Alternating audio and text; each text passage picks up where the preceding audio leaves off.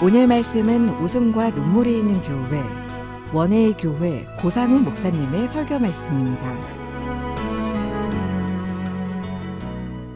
우리의 호흡과 모든 길을 주장하신 하나님의 말씀 제목 가지고 오늘 다니엘서 5장 말씀 함께 나누시도록 하겠습니다. 중요한 건 항상 다니엘서 말씀 전할 때마다 얘기 드리는 거지만 하나님 앞에 범죄한 유다 백성들이 어떻게 보면 하나님의 심판 가운데서 바벨론으로 포로로 끌려가게 되죠. 그러나 그들에 대해서 하나님께서 포기하실 수 없으셔서 또 그들을 붙드시는 하나님의 역사하심과 일하심이 기록되어져 있는 것이 다니엘서 말씀 같습니다. 5장 말씀입니다. 5장 1절 말씀 보겠습니다. 벨사살 왕이, 우리 벨드사살이라는 이름의 다니엘의 그 바벨론의 이름이었던 거 기억하시죠? 벨은 무슨 뜻이었습니까? 하나님을 상징하는 뜻이었습니다. 근데 이 벨사살 왕이 등장한 걸 보니까 느부갓네살 왕이 아니라 느부갓네살 다음의 왕이라는 걸 우리가 생각할 수 있습니다. 그래서 보겠습니다. 그가 그의 귀족 몇 명을요, 1000명을 위하여 큰 잔치를 베풉니다.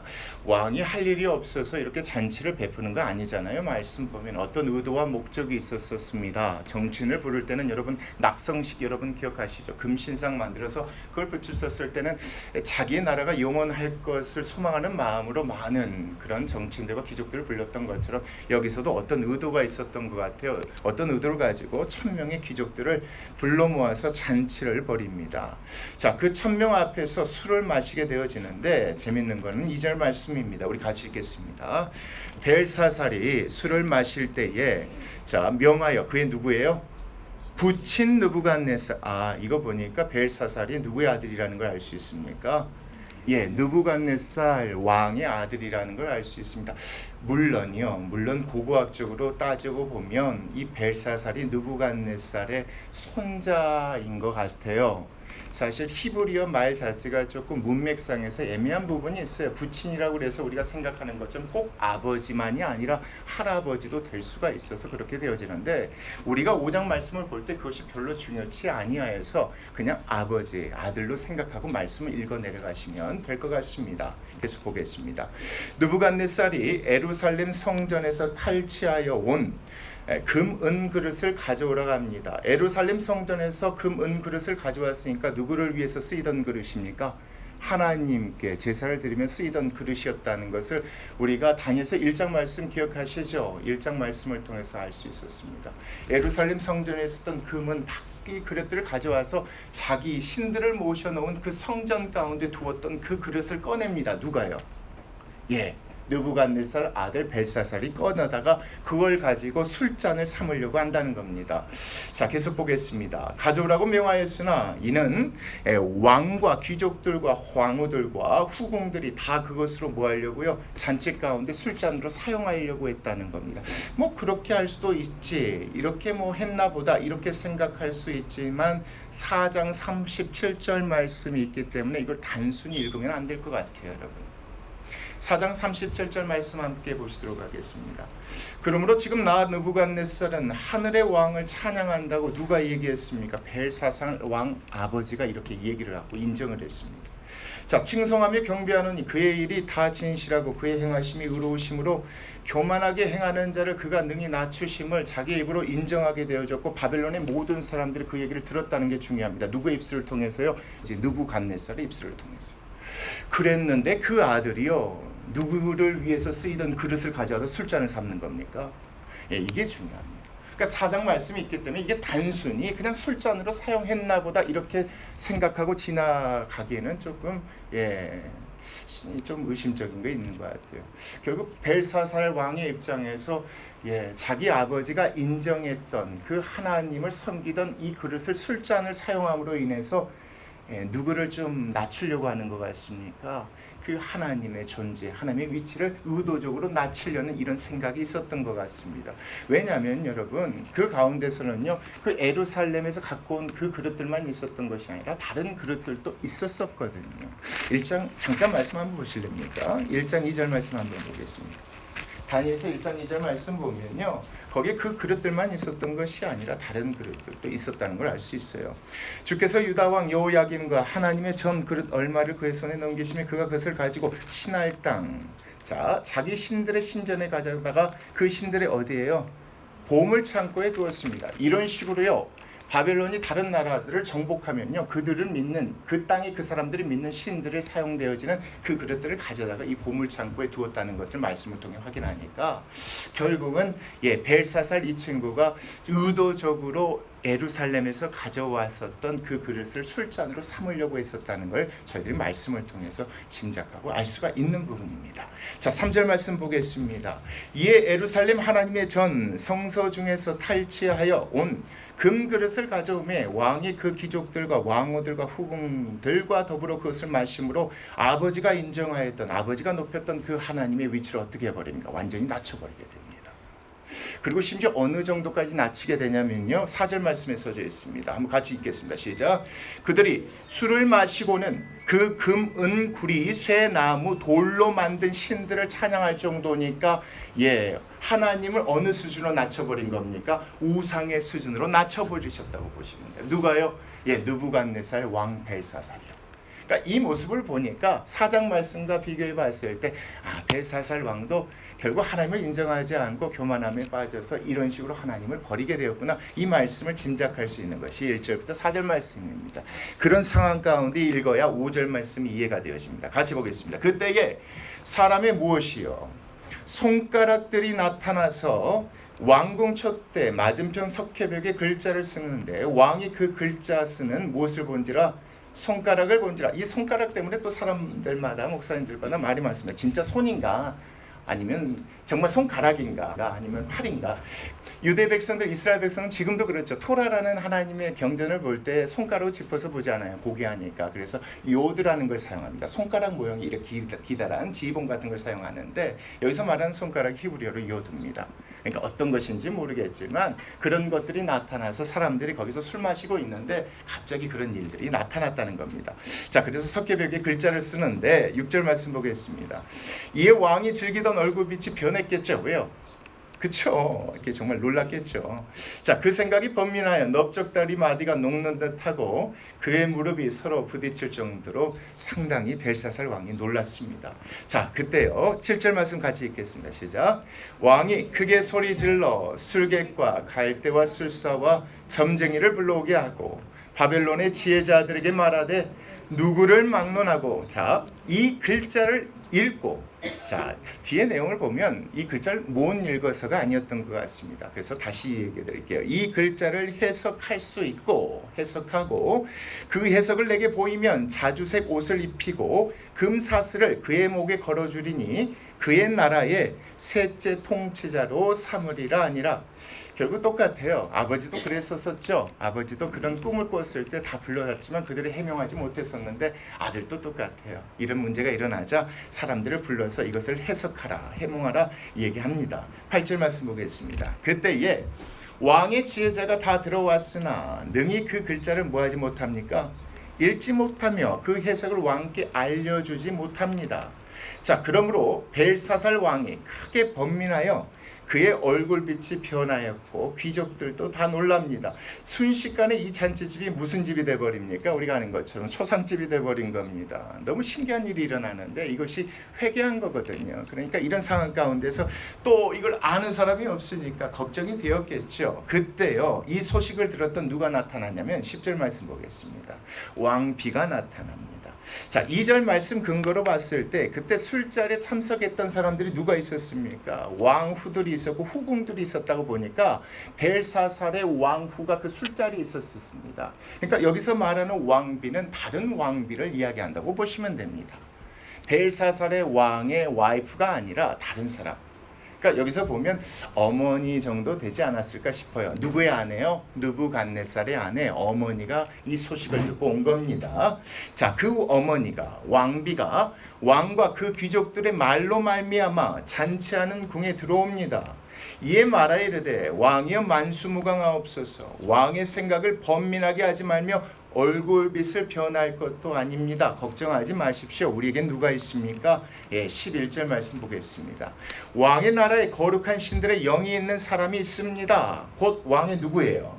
부친 느부갓네살, 당신은 아버지 때에 내 남편 때에 있었던 자로서 명철과 청명과 지혜가 신들의 지혜와 같은 자입니다. 왕에 붙인 느부갓네살 왕이 그를 세워 박수와 술객과 갈대아 술사와 점쟁이의 어른으로 삼으셨으니 이 사람을 부르면 이 사람의 능히 뭐 할 수 있겠습니다. 이 글자를 읽고 해석할 수 있겠습니다. 이 얘기를 하는 거죠. 그러니까 이 말씀을 근거로 봤을 때 다니엘이요, 느부갓네살 때에는 높임을 받았었는데 왕이 바뀌면서 벨사살 왕이 되어지면서 그 자리에서 물러서졌던 것 같아요. 그런데 이런 사건 가운데서 그 느부갓네살 왕비가 지금 누구를 끌어들이는 겁니까? 다니엘을 불러다가 이 일을 해석하도록 얘기하는 장면이 이 말씀입니다. 자, 12절 말씀 보겠습니다. 왕이 벨드사살이라 이름하는 이 다니엘은 마음이 뭐한 자요? 민첩하고 지식과 청명이 있어 능히 꿈을 해석하며 은밀한 말을 밝히며 의문을 풀 수 있었나이다. 이제 다니엘을 부르소서. 그리하시면 그가 그 해석을 알려드리리다 아니라. 이 좀 상황이 웃기게 된 거예요. 어떻게 보면 예루살렘 하나님께서 하나님을 위해서 섬기던 그 잔들을 가지고 술잔을 삼아서 하나님의 위치를 완전히 바닥까지 내려놨는데 지금 어려운 일이 발생하자 누구의 도움을 구할 수밖에 없게 된 겁니까? 하나님의 영에 감동된 다니엘의 도움을 구할 수밖에 없는 이 상황 자체가 조금 웃겨요. 그러니까 우리 앞에 말씀이 있었기 때문에 앞으로 어떤 말씀이 벌어질지 대충 예상이 되시잖아요. 한번 계속 보시도록 하겠습니다. 13절 같이 읽겠습니다. 시작.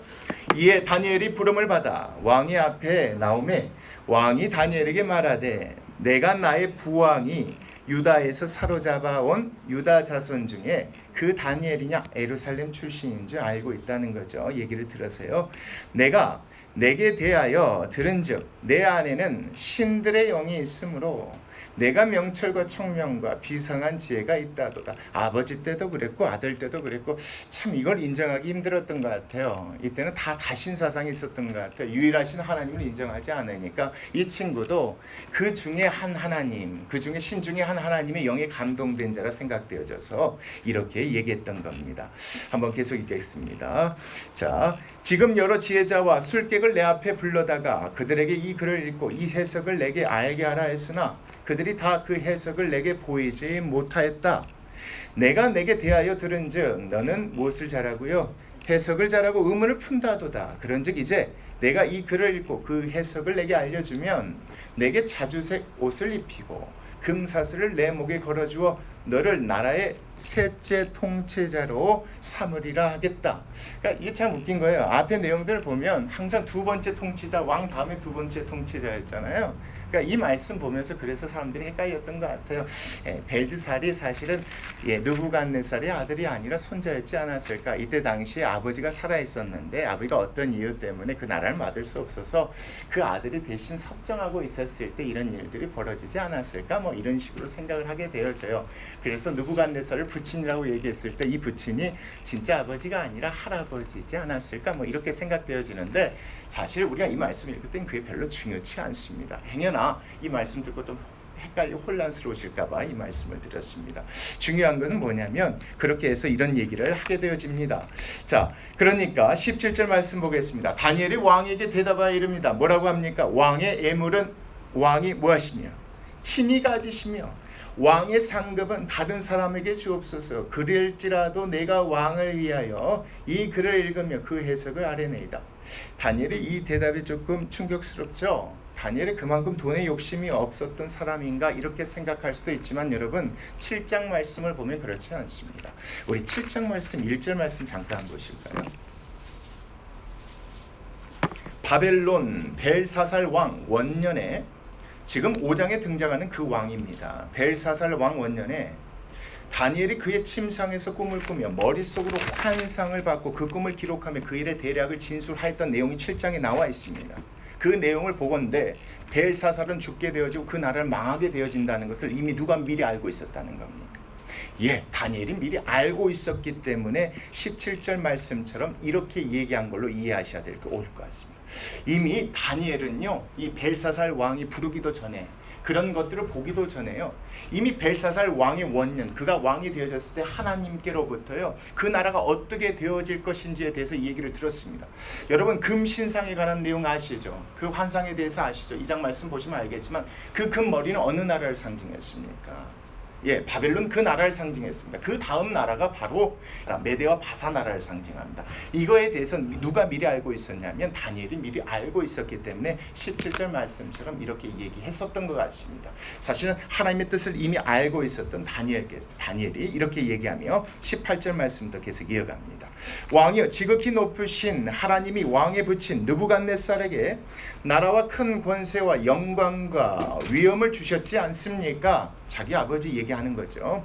그에게 큰 권세를 주셨으므로 백성들과 나라들과 언어가 다른 모든 사람들이 그의 앞에서 떨며 두려워했지 않습니까? 그는 임의로 그러나 죽이며 임의로 살리며 임의로 높이며 임의로 낮추었더니 자 20절 보겠습니다. 그가 마음이 어떻게 되어졌답니까? 높아지며 뜻이 완악하며 교만을 행함으로 그의 왕위가 패한 바가 되며 그의 영광을 빼앗기게 되어졌던 사건이 4장 말씀에 기록되어져 있으니까 지금 다니엘이 이 얘기하는 것은 벨사살에게 4장의 얘기를 하는 겁니다.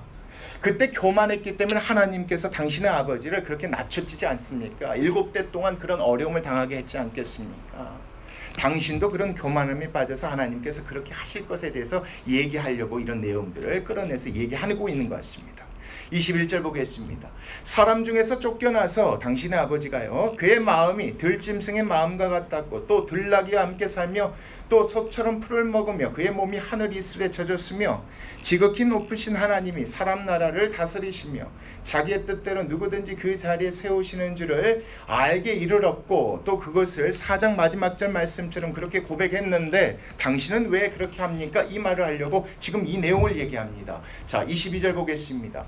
벨사살이여 왕은 그의 아들이 되어서 이것을 뭐하고 돼요? 다 알고도 아직도 마음을 낮추지 아니했죠. 그래서 1000명의 귀족들을 모아다가 잔치를 베풀면서 예루살렘 성전에서 갖고 왔던 그 잔들을 가지고 술을 따라 먹었던 것이 바로 무엇에 대한 반항이었다고 보시면 됩니까? 자기 아버지가 믿고 섬겼던 하나님에 대한 어떻게 보면 반역이었다고 보시는 것이 옳은 것 같습니다.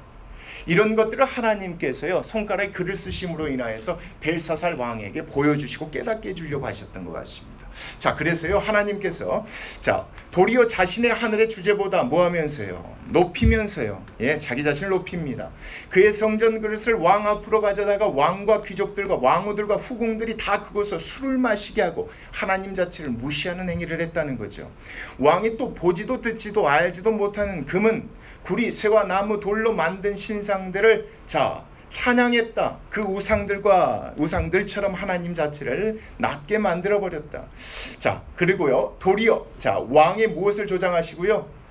왕의 호흡, 왕의 생명을 주장하시고 왕의 모든 길을 작정하시는 하나님께는 영광을 돌리지 아니하였다. 무슨 얘기겠습니까? 이 내용을 보면 왕의 생명을 주장하시는 분이 누구시고요? 하나님이신데 왕의 앞날을 그 길을 작정하시는 분이 누구신데 하나님이신데 그 하나님을 인정하지 아니하고 금은 돌 나무와 같은 우상의 수준으로 하나님을 낮춰버린 것에 대해서 하나님께서 경고하시려고 그렇게 보여주시고 얘기하시는 겁니다. 이 얘기를 하려고 하는 것이죠. 자 그러면서 계속 보겠습니다. 24절이요. 이러므로 그의 앞에서 이 손가락이 나와서 이 글을 기록하였나이다. 같이 25절 읽겠습니다. 시작. 기록된 글자는 이것입니다. 곧 메네 데겔 우바르신이라.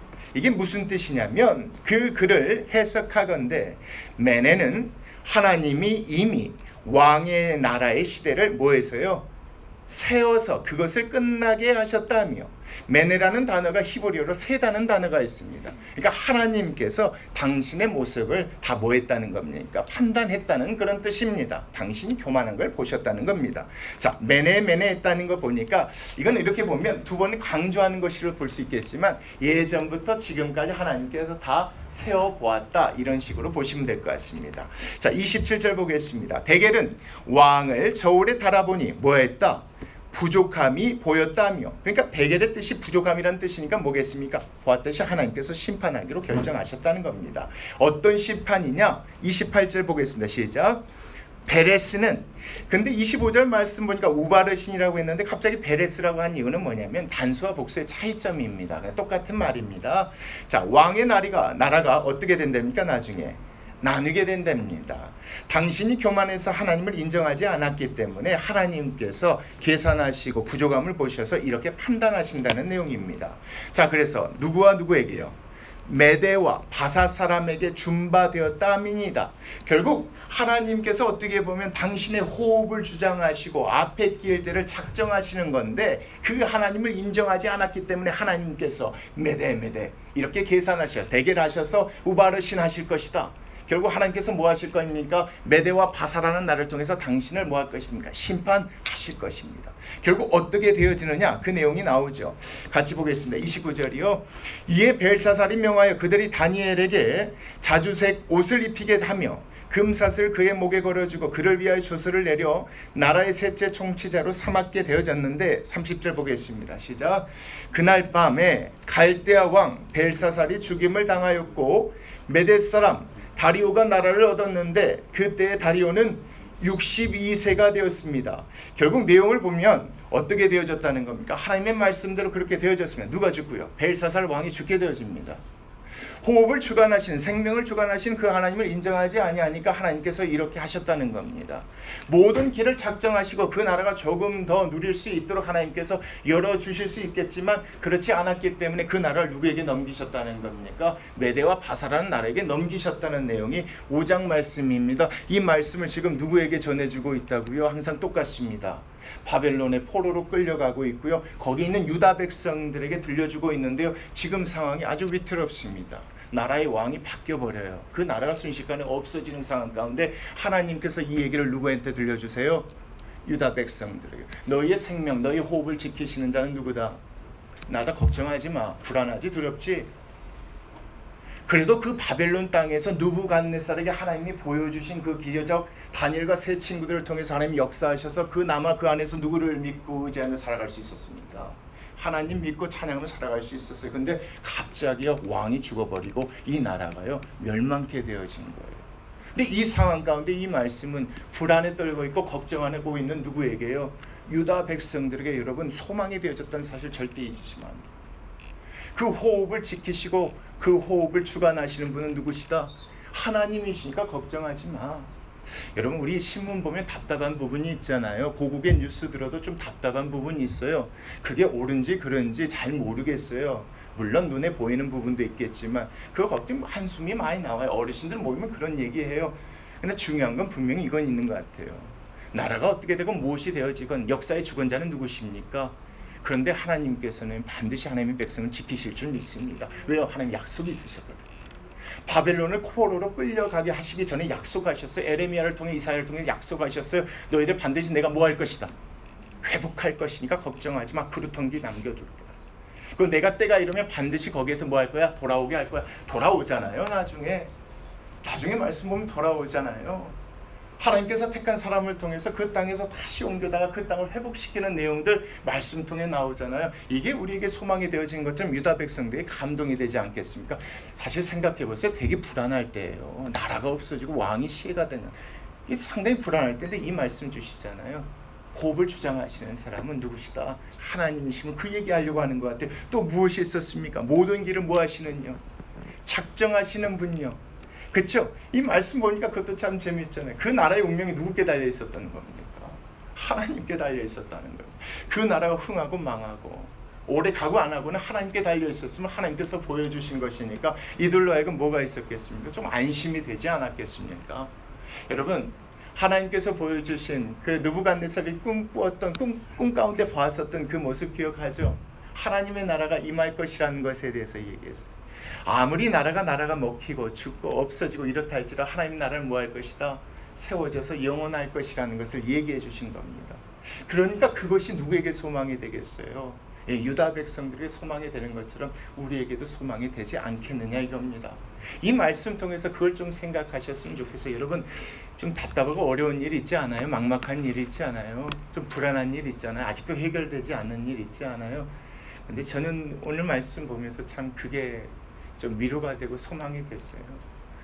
그래 너의 생명의 주관자는 누구다? 나.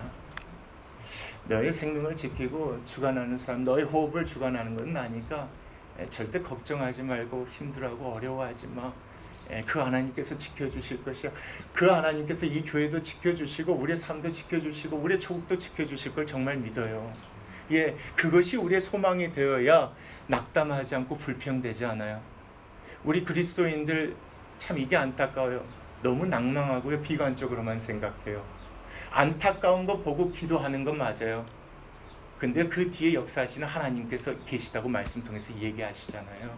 하나님이 택하시고 사용하실 날은 절대 없어지지 않을 걸 믿어요. 그런 것처럼 우리 교회도 우리 인생들도 하나님께서 반드시 하실 것이라는 것을 말씀을 통해서 꼭 얘기해 주시는 거예요. 하나님께서 뭐 하실 때까지 그 길을 작정하시고 이끌어 가실 때까지. 성경에 보면 참 재밌잖아요. 하나님의 백성들 하나님이 사용하신 사람들도 죽습니까? 안 죽습니까? 죽는데요. 여러분 하나님의 그 사명 감당할 때까지 절대 죽지 않게 하세요. 이게 하나님의 역사시고 하나님이세요. 이 하나님을 지금 5장 말씀을 통해서 유다 백성들에게 보여주시고 우리에게 보여주신 줄 믿어요. 이 하나님이 있기 때문에 우리 교회도 그런 소망 가지고 우리 삶 가운데도 그런 소망 가지고 좀 살아갔으면 좋겠다는 이런 생각들이 들어요. 우리 조금 안 좋은 얘기 듣고 좀 불안한 얘기 들어도요. 이 말씀 생각하시면서 그 불안하고 걱정스러운 마음을요. 소망과 기대로 조금 바꿨으면 좋겠어요. 예. 울며 불며 우린 끝났다고 이렇게 얘기하지 말고요. 왜 없었겠어요? 생각해 보세요. 이때도 그러지 않았겠어요? 이젠 다 끝이다. 벨사살 왕이 하나님 선전에서 이 그릇 갖고 술 마셨으니까 이제는 하나님 믿기 어려워졌어. 어려워질 거야. 이렇게 얘기하며 이미 대세는 기울어졌어. 뭐 이런 얘기 있겠죠. 그러나 그렇지 않아요. 우리 하나님은 그 가운데 길을 열어주시잖아요. 보세요. 어떻게 길을 열어주시냐. 6장 말씀, 7장 말씀 보세요. 기가 막혀요. 예, 뭐 정권에서 이렇게 팽 쳐졌던 이 다니엘 다시 끌어다가 또 올려주시고 이런 것들 보면 기가 막혀요. 그 하나님이 있어서 소망이 있는 것이 우리가 되어지고 그 하나님 믿고 나아가는 우리가 됐으면 좋겠습니다. 기도하시겠습니다.